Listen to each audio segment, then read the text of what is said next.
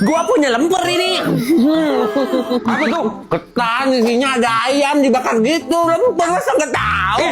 Lemper. Pulut panggang lah tu. Mulut ketan. Mulut tu ketan lah bahasa Melayu. Okey, kita kat Malaysia punya kerupuk lekor. Kena makan pakai cuka ni. Lagi sedap. Kerupuk lekor. Itu pempek kalau di Indonesia. Mana ada kayak gitu. Plagiat nih. Oh, cakap betul-betul lah. Lo yang bikin emosi.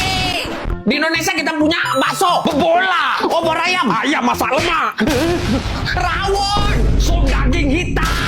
Ish. Apalah orang ni jerit-jerit macam orang tak punya adab. Tak payahlah bergaduh cucu-cucu atuk. Korang tu memang serumpun. Sama-sama bangsa Melayu. Saudara. Patutlah sama dari segi bahasa, budaya, bahkan dari makanan. Jadi, tak payahlah bergaduh macam ni. Ya deh. Atau kalau di Brunei suka makan apa? Iya, apa makanan favorit atuk? Makanan Brunei favorit atuk. Soto. Soto punya aku.